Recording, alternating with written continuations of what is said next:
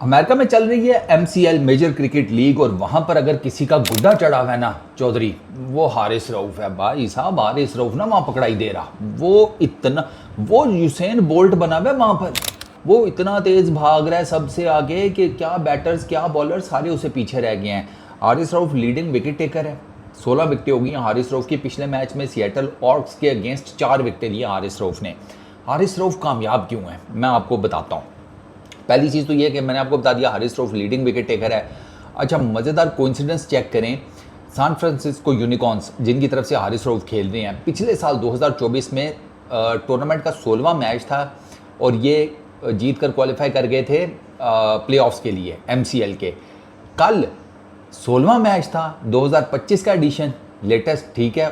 San Francisco unicorns जीते हैं और फिर क्वालिफाई कर गया प्लेऑफ्स के लिए। पिछले साल के भाई ये फाइनलिस्ट भी थे, ठीक है। तो हारिस रऊफ जो है ना वो अपनी टीम को इस टाइम वो ठीक ठाक किस्म का 16 विकेटें हो गई हैं 9.10 के इकोनॉमी के साथ। 6 इनिंग्स हैं हारिस रऊफ की, तो Haris Rauf is leading really well. इससे जो कम है ना वो 10 विकेटों के ऊपर है बार्टलेट, वो भी इसी टीम के ही है यूनिकॉर्न्स के ही, वो 10 विकेटों के ऊपर है। तो आप गैप चेक करें। और हारिस रऊफ ने तकरीबन ऑलमोस्ट हर मैच में विकेट लिया है, अगर मैं गलत नहीं हूँ ना। तो हारिस रऊफ की आपको ऑलमोस्ट हर मैच में विकेट नजर आएगी। और प्लस यूनिकॉर्न्स वाले अभी तक कोई मैच हारे भी नहीं है। अब हारिस रऊफ कामयाब क्यों है? लेंथ, पेस उसके पास है। पेस हर किसी को पता है भाई, पेस हारिस रऊफ के पास है। हारिस रऊफ को लेंथ सूट कर रही है वहां पर। अब हारिस रऊफ ने ना कल सबसे पहले क्लासन को आउट किया, ठीक है। लेंथ बॉल था, क्लासन बैट स्विंग लेकर गया, लेग साइड के ऊपर नहीं लगी, डीप मिड विकेट पे कैच आउट हो गया। हारिस रऊफ ने उसके बाद कुर्जे को बोल्ड किया, ठीक है। एक लेंथ बॉल मारी, कुर्जे ने सामने का 6 मारा। अगली सेम लेंथ बॉल मारी विद द पेस, कुर्जे के डंडे खड़क गए। हिटमायर को कवर्स में आउट किया, उसने भी पक्का शॉट मारा लेकिन वो कवर्स में आउट हो गया। तो क्लासन और हिटमायर ये आप कह लें कि सॉर्ट ऑफ लकी विकेट्स थी कल हारिस रऊफ के लिए, कि उन्होंने अपनी तरफ से पक्का शॉट खेला था लेकिन वो फील्डर जो है ना वो नहीं क्रॉस कर पाए, बोल के सीधे ही फील्डर को उन्होंने नाप लिया। ऐसा उन्होंने एक्यूरेट किस्म का हिट लगाया।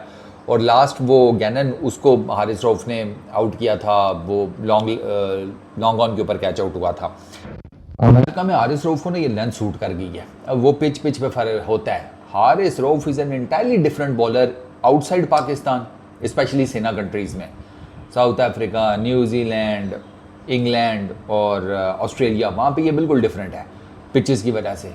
अमेरिका में भी डिफरेंट है पिचेस की वजह से। अब ये जो हारिस रऊफ जिस लेंथ के ऊपर बॉलिंग कर रहा है ना, ये बाहर की पिचेस के ऊपर ये लेंथ ठीक है, पेस से आई लेंथ बॉल है, ठीक है, पड़ी जुप करके निकल गई। बट द प्रॉब्लम इज़ कि जो ये सेम लेंथ है ना, ये सब कॉन्टिनेंट की विकेट्स के ऊपर या एशिया के अंदर विकेट्स के ऊपर इस लेंथ पे रोल है, इस लेंथ पे मार पड़ जाती है। और इसी वजह से हारिस रऊफ क्योंकि मोस्टली इसी लेंथ के ऊपर बॉल करता है, तो हारिस रऊफ को ना मार पड़ जाती है एशिया के अंदर। लेकिन बाहर जब हारिस रऊफ इस सेम लेंथ के ऊपर बॉलिंग करता है वो अनप्लेबल हुआ होता है। ये अब हारिस रऊफ आप देख लें, वो ऑनेस्टली MCL में अनप्लेबल हुआ है। 16 विकेटें यार 6 इनिंग्स में, आप खुद सोचो, मतलब वो कमाल कर रहा है वहाँ पर। और उसने पेस भी ठीक ठाक जनरेट कर रहा है, सीधे सीधे बॉल वो इतनी तेज़ी से मार रहा है कि वो खेले ही नहीं जाते, डंडे खड़क रहे हैं बैटर्स के।